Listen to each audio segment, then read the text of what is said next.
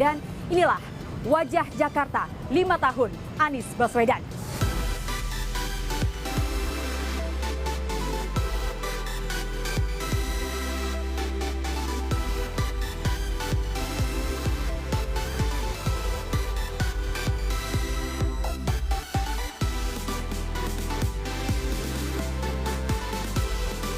Pasca pandemi, Jakarta kembali menggeliat, begitu juga kemacetan. Program pemecah kemacetan ala Anies Baswedan pun diuji. Adalah integrasi transportasi publik mulai dari mikrobus, Transjakarta, KRL, serta integrasi MRT dengan LRT. Layanan pembayaran diintegrasikan digital, kawasan gabungan intermoda dibangun dan dibuat cantik untuk penumpang dan konten kreator. Perjalanan di Jakarta, masalah banjir seperti menjadi kutukan bagi setiap pemenang Pilgub DKI, tak terkecuali Anies Baswedan. Apa saja yang sudah diperbuat oleh Anies untuk menangani masalah dasar yang satu ini? Pemprov DKI mengeruk lumpur danau, sungai dan juga waduk di 5 wilayah kota, mengerahkan alat berat 3 kali lipat dari kapasitas biasanya. Untuk mengendalikan limpasan air hujan, Anies membuat kolam penampung air sementara di jalan raya. Pemprov Jakarta juga membangun instalasi sumur resapan serta mengimplementasikan taman tampungan air. Di pesisir utara, Anies membangun polder untuk mengatasi banjir rob yang terdiri dari kombinasi tanggul, kolam retensi, serta pompa. Sementara untuk mempercepat surutnya genangan banjir, Jakarta memiliki 900 lebih pompa. Kapasitas 2 sungai yakni Kali Besar dan Kali Ciliwung pun diperbesar agar bisa menampung lebih banyak. Hasilnya 12 titik genangan banjir berulang telah teratasi. Tahun 2020 dengan curah hujan terekstrim yakni 377 mm per hari, banjir surut lebih dari 95% dalam waktu 4 hari. Padahal di tahun 2015 dengan curah hujan lebih rendah 95%, wilayah tergenang baru surut 7 hari. Jakarta juga berinovasi dengan teknologi flood control system yang mengintegrasikan sensor dan CCTV di 178 titik yang memetakan banjir dengan akurat. Namun satu hal yang tak tercapai adalah naturalisasi sungai.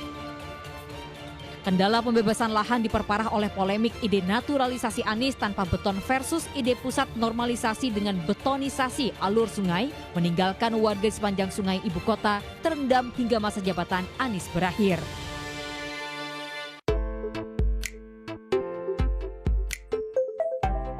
Soal ruang terbuka, Anies membangun yang disebutnya sebagai ruang ketiga. Anies memperluas ruang terbuka dari 12,12% di tahun 2014 kini menjadi 30,92% dengan luas 664 km persegi. Taman Eco Park di kawasan Tebet seluas 7,3 hektar ini selalu dipenuhi warga meski terganggu masalah parkir. Taman ekowisata dan bermain anak ini menjadi tempat favorit baru warga DKI karena luas dan teduhnya kawasan ini di tengah kepadatan Jakarta.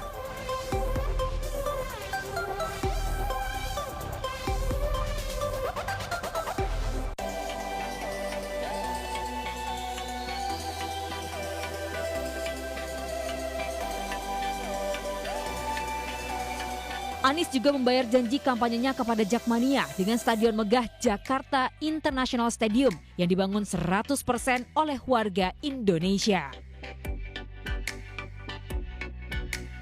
Stadion dengan desain modern dan megah ini diklaim menjadi salah satu dari 5 yang terbesar di Asia. Berdiri di atas lahan 22 hektar, JIS mampu menampung 82.000 penonton.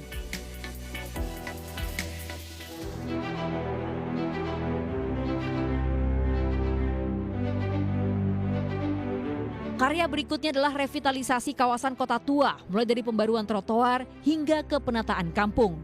Hasilnya kawasan interaksi warga dengan udara rendah emisi.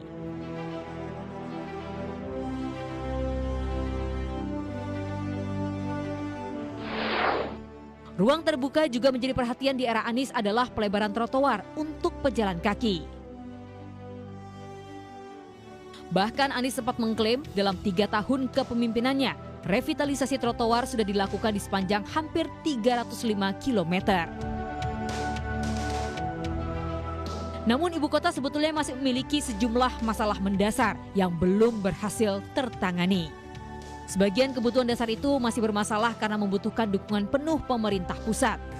Bisa selain revitalisasi transportasi publik, trotoar, JPO, tidak hanya itu saja, Pemprov DKI Jakarta juga membangun sejumlah program lainnya, diantaranya adalah Rusunawa. Pemprov mengklaim bahwa dalam 4 tahun terakhir total terdapat 33 tower Rusunawa yang berhasil terbangun atau menjadi rekor selama 4 tahun. Nah, tidak hanya Rusunawa, Pemprov DKI Jakarta juga menyediakan sederet program hunian lainnya. Di antara adalah Kampung Susun, penataan kampung, serta rumah dengan DP 0 rupiah.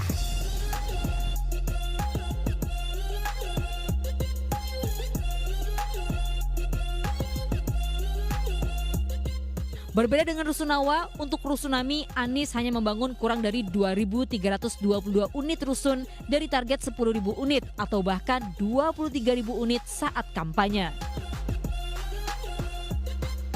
Rusun ini awalnya dibuat utamanya untuk mengurangi kampung-kampung padat ibu kota.